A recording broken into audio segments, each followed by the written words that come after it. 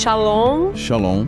É uma alegria dar as boas-vindas a quem nos escuta a mais um mergulho profundo no nosso programa. Com certeza, é ótimo estar de volta.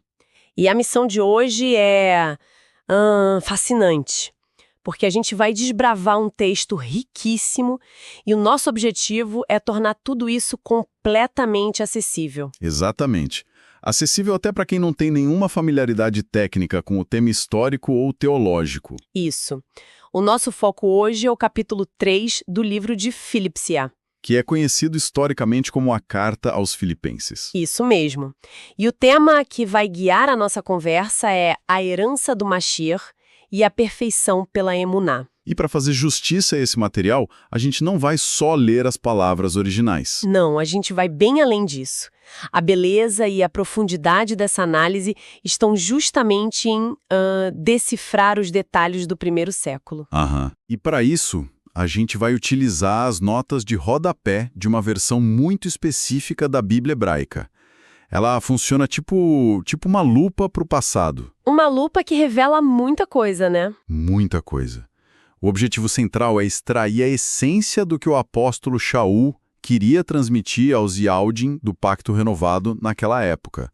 É um texto de exortação, de alerta, mas acima de tudo é um documento sobre onde a verdadeira base de confiança de uma pessoa deveria estar. E como sempre, a gente vai analisar tudo isso de forma totalmente imparcial, observando a visão de mundo do autor e o que o texto original realmente defende. Sem tomar lados, apenas relatando o que está no texto-fonte. Ok, vamos desvendar esse então. Logo no início do texto, ali nos versículos 1 a 3, a linguagem de Shaul chama muito atenção. É bem intensa, não é? Muito, porque ele começa de forma branda pedindo que os irmãos Yaldim tenham Gilá. Que quer dizer alegria. Isso, alegria no soberano. Mas aí, logo no versículo 2, a mudança de tom é drástica, é muito gráfica. Ele emite um aviso severo que diz, e eu cito aqui, acautelai-vos dos cães, obreiros precavenham-vos, dos maus precavenham-vos, da mutilação. É uma linguagem bem dura. Sim, para um leitor moderno, chamar alguém de cão pode parecer só um xingamento comum. Mas eu imagino que, no contexto do primeiro século, o peso dessa palavra era bem diferente. Sem dúvida alguma. A imagem do cão na antiguidade oriental não era aquela do animal de estimação dócil que a gente tem nas nossas casas hoje. Não era o pet da família. De jeito nenhum. Eram animais de rua, predadores mesmo. Eles vagavam em matilhas e se alimentavam de restos. Então, o texto usa essa metáfora dura para despertar atenção imediata. Para dar um choque de realidade. Exato. E as notas de rodapé esclarecem que esses cães são, na verdade, os adversários da mensagem original que Shaul pregava. E a menção à mutilação e aos obreiros maus. Essa é uma referência direta àqueles que queriam forçar costumes baseados na carne. Eles exigiam uma marca física específica, a circuncisão física, como uma via de regra carnal, como um ritual absoluto de justificação. Nossa! Naquela época havia uma tensão política e religiosa enorme. Grupos mais tradicionais queriam transformar os novos crentes e Yaldim seguindo estritamente os moldes antigos. Eles exigiam que essas pessoas adotassem marcas físicas como pré-requisitos incontestáveis para aceitação na comunidade. É quase como se houvesse uma barreira de entrada, né? Uma barreira baseada inteiramente no físico. Exatamente isso. E a resposta do texto a essa exigência está ali no versículo 3. Ocorre uma inversão total de valores. Shaul define quem é, na visão dele, a verdadeira Brit Milá. Ou seja, os verdadeiros Yaldim do Pacto Renovado. Isso. O texto não aponta para uma marca externa. Ele afirma que a verdadeira Brit Milá são aqueles que adoram no Ruach HaKadosh e que têm Gilá no Meshiach e Ausha. E, o mais importante, não depositam confiança alguma na carne. Tem um vocabulário bem denso aí. Tem sim. Então vamos traduzir isso para quem nos escuta. Claro. O termo Ruach HaKadosh se refere ao espírito da separação. É a força e a presença imaterial do Altíssimo que guia os crentes. O que Shaul está argumentando nesse versículo é monumental para aquela cultura. Uma quebra de paradigma, total.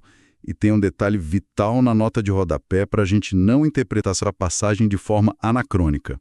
O texto, de modo algum, está negando a prática histórica em si mesma. Era um pilar cultural importante. Ele não está invalidando a história. Não. O ponto central do argumento é que ninguém deve confiar na carne. Ou seja, ninguém deve confiar em rituais externos ou no próprio esforço para se justificar perante a Ial, o Criador. A justificação não vem do esforço próprio. Exato. A permanência justa perante o Criador não é um troféu que se conquista cumprindo uma lista de rituais carnais. Essa permanência justa vem apenas da confiança no Mashir. Basicamente, tentar provar o próprio valor diante de Ial através de méritos humanos é um caminho inútil. E para ilustrar como esses méritos humanos são irrelevantes, o autor usa a si mesmo como exemplo. Essa parte é brilhante. É muito boa. Nos versículos 4 a 6, a carta lista o que a gente poderia chamar hoje do perfil de LinkedIn mais impressionante, exclusivo e impecável que alguém poderia ostentar. É o currículo de elite absoluto do mundo antigo. A estratégia de Shaul aqui é muito inteligente. Ele diz que, se alguém acha que tem motivos para ostentar confiança no próprio esforço, ele teria muito mais gabarito por isso. Ele joga a carteirada, né? Literalmente. As notas de rodapé detalham essas credenciais de forma bem profunda. Ele menciona que foi circuncidado no 8º dia exato. Isso demonstra uma família que seguia a regra à risca desde o nascimento dele. Sem desvios. Nenhum. Ele ressalta ser da raça do Ampovo Yalden, da tribo de Benjamim, que era uma tribo de extremo prestígio histórico. De onde saiu o primeiro rei, certo? Exatamente. E ele se declara um ivri puro, filho de um ivri, indicando que não havia mistura cultural na linhagem dele. É a elite da elite, uma aristocracia religiosa inquestionável. E quando o assunto é a dedicação às leis, à Torá, a lista continua de forma ainda mais extrema. Sim, porque o texto afirma que ele era um Prushi. E quem eram eles? Historicamente, os Prushim formavam a classe mais extremista e disciplinada no cumprimento das leis. Eles mapeavam cada detalhe da vida cotidiana para garantir a pureza ritual. E o zelo de Shaul era tão desmedido que ele foi um perseguidor implacável da congregação Yahudi renovada. Ele via eles como uma ameaça. Ele era o extremista dos extremistas. E para coroar esse currículo, ele se declara irrepreensível quanto à reta conduta exigida pela Torá. Aos olhos daquela sociedade, ele havia alcançado o topo da montanha do prestígio. Aqui é onde fica realmente interessante. Depois de listar todas essas credenciais, que dariam a ele acesso a qualquer círculo de poder, o texto dá uma guinada chocante. Ele olha para toda essa glória, esse status inatingível, e diz que as coisas que antes eram lucro, ele agora considera como perda por causa do Meshiach. E a linguagem vai ficando mais intensa. Fica, no versículo 8, ele julga todas essas coisas como refúgio. Ele basicamente olha para os maiores diplomas da época e os chama de lixo. Ele afirma que a única coisa que importa é a excelência da sabedoria, a Chokmah, do Meshiach e Yahushua. Eu fico imaginando o choque dos leitores originais ouvindo isso. Alguém no topo da pirâmide desprezando todo o sistema que o colocou lá. O que é fascinante aqui é a desconstrução completa da ideia de autojustificação. No versículo 9, a gente tem uma das notas de rodapé mais cruciais para o entendimento desse capítulo. Ela mexe muito com a base teológica, não é? Mexe profundamente. Shaul expressa o desejo de ser achado no Mashiach, não tendo a sua própria tzedakah. A sua própria justiça. Isso, não tendo a sua própria justiça procedente do cumprimento mecânico da Torá. A busca dele é pela justiça que existe puramente pela emuná. Emuná, que é a confiança. Confiança plena. A justiça que procede de Ial se dá por meio dessa emuná. E a nota de rodapé aqui entra rasgando séculos de mal-entendidos. A salvação nunca veio pela Torá. Nunca. Nunca. A Torá nunca foi entregue em nenhum momento da história para conceder salvação ou como um direito eterno perante o Criador de forma isolada. A justiça não procede do cumprimento de regras, mas puramente da confiança concedida por Ial. Nossa, isso exige uma pausa. Porque é uma mudança de paradigma colossal para quem cresceu ouvindo que seguir um conjunto de regras morais garantiria a aceitação divina. Se o texto argumenta que a Torá não foi entregue para a salvação, qual era a função original desse conjunto de leis? Excelente pergunta. A explicação nas notas esclarece que o uso histórico da Torá foi atuar como um guia, um tutor mesmo, para conduzir o povo até a chegada do Mashiach. Um preparador? Isso. E hoje o Mashiach Yahushua faz uso da Torá para guardar o seu povo. O objetivo é evitar que sejam levados à perdição por caminhos tortuosos. Ela funciona como um escudo, protetor. Um manual de conduta saudável. Exato. Mas o ponto inegociável do texto é que a justificação vem exclusivamente da emuná. É a confiança irrestrita no Mashiach que traz a salvação, e não o mérito de seguir regras. Fica muito claro que a intenção do autor é tirar esse peso absurdo dos ombros das pessoas. É colocar o foco inteiramente na confiança. Lendo os versículos 12 a 14, me chama muito a atenção a vulnerabilidade de Shaul. Ele se abre muito ali. Ele acabou de dar uma aula magna sobre teologia, ele largou todo o prestígio dele, ele poderia facilmente se colocar num pedestal de iluminação inatingível, mas ele faz o oposto. Ele diz abertamente que ainda não alcançou a perfeição. Ele admite que ainda está no processo, falho como qualquer um. E ele usa uma analogia muito visual. Ele diz que esquece as coisas que ficaram para trás e se esforça, correndo em direção à meta para alcançar o prêmio da vitória de Yahushua. Lembra muito a imagem de um atleta que sabe que se olhar para trás, perde o ritmo da corrida. E essa imagem da corrida introduz um conceito muito prático no pensamento hebraico que a nota de rodapé faz questão de destacar. É o conceito de halaká. Esse termo é fundamental porque não se refere a uma teologia abstrata que fica só no campo das ideias, e nem a um sentimento religioso passageiro. Halaká é a caminhada. A caminhada prática. O modo de andar diário, a conduta prática, ética e moral da vida de alguém. Quando Shaul fala sobre esquecer o que ficou para trás e avançar em direção à meta, ele está descrevendo o halaká contínuo dele. Então, traduzindo para o nosso dia a dia, o halaká é a aplicação prática daquela emuná, daquela confiança que a gente mencionou. Não basta apenas concordar intelectualmente com uma ideia. O que importa é como a pessoa caminha com essa ideia na segunda-feira de manhã. Perfeito. Se conectarmos isso ao quadro geral, o texto está propondo um padrão de maturidade comunitária. Shaul argumenta que aqueles que já alcançaram certo nível de entendimento devem manter o mesmo halaká. Um apelo por união na conduta. Isso. A mensagem é que, se as pessoas compreenderam a profundidade da emuná no Mashiach, elas devem caminhar com uma conduta semelhante. Eles devem imitar os bons exemplos, caminhar no mesmo preceito de união. É um convite para olhar ao redor e encontrar mentores práticos de vida. Mas logo ali no versículo 18, o clima da carta sofre mais uma reviravolta.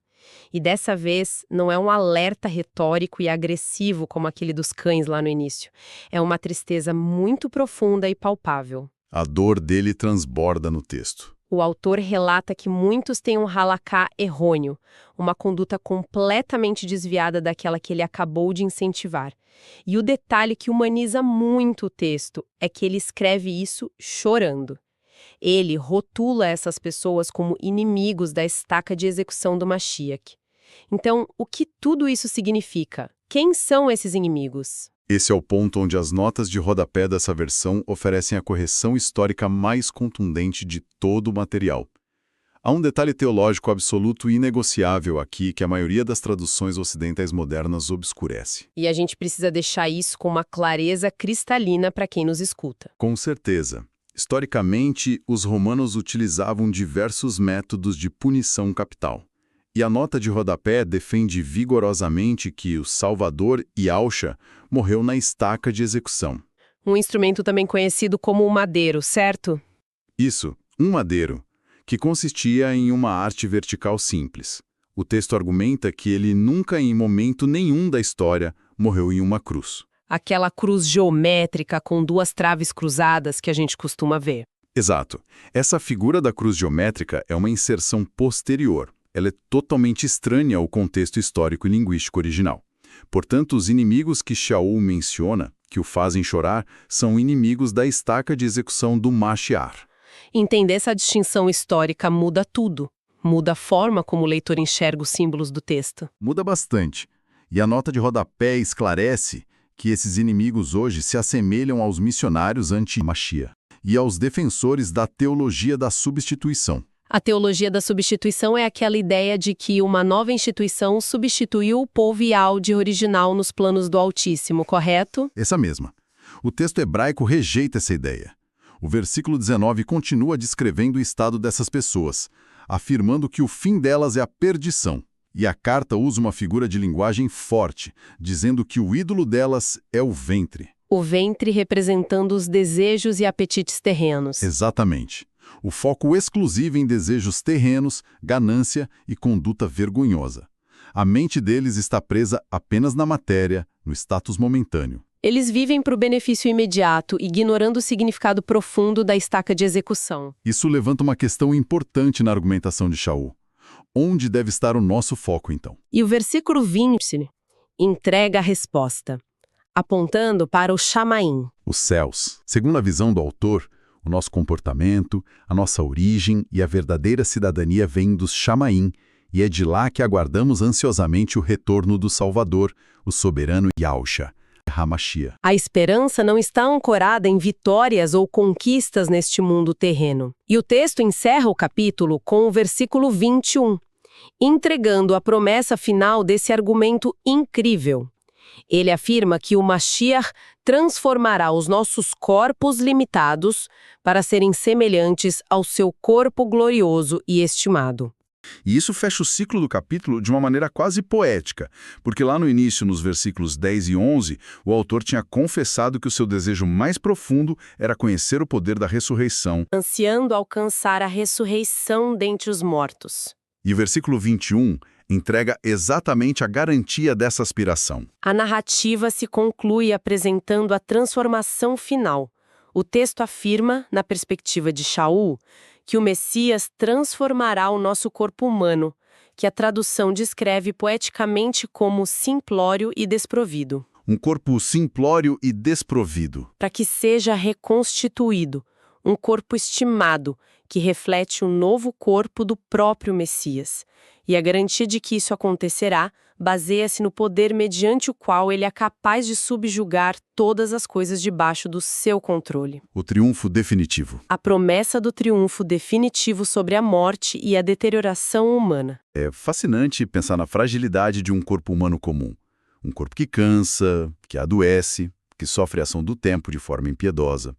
E, de repente, de acordo com o texto, ler a promessa de que ele será reconstituído por uma força que é capaz de subjugar o universo inteiro. Dá uma perspectiva totalmente nova à vida. Se conectarmos isso com um panorama geral, conseguimos ver a engenharia brilhante do argumento de Shaul neste capítulo. Nós nos perguntamos no início por que um homem abriria mão de todo o seu prestígio social, dos diplomas, da linhagem irrepreensível, considerando o seu lucro como refúgio. Por que jogar tudo fora? A resposta está nessa meta da ressurreição. É a cidadania estabelecida no Shamaim e a promessa de uma vida transformada que justifica qualquer perda no tempo presente. A matemática espiritual proposta pelo texto fecha com perfeição. A conta bate no final. Bate, sim.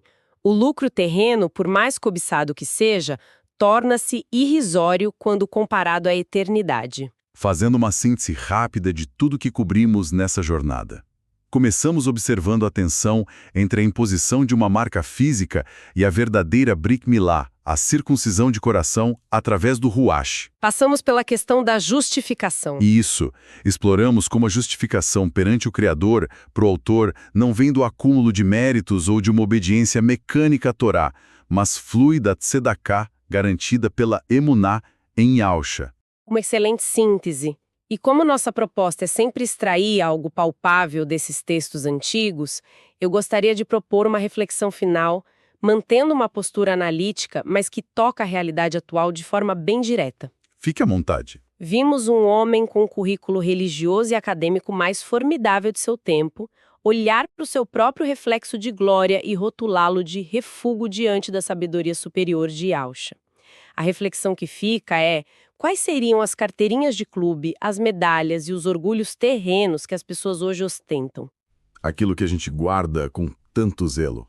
Sim, que as pessoas carregam e que, talvez de forma invisível, secretamente, estejam impedindo a busca por algo genuinamente superior. Às vezes, o maior obstáculo para a verdadeira transformação não é o nosso fracasso, mas aquilo que consideramos o nosso maior sucesso. É o tipo de provocação que nos faz querer reler o texto com outros olhos, e que certamente ecoa por muito tempo na mente de todos nós. Chegamos ao fim da nossa exploração de hoje e, como não poderia deixar de ser, em homenagem à rica fonte que estudamos, encerramos adotando as palavras de quem a escreveu. Uma despedida apropriada. Que a graça, a maturidade e a shalom do soberano repousem sobre a mente e o ruar de cada pessoa que nos escuta hoje. Continuamos sempre avançando em direção à meta. Shalom e até o próximo mergulho.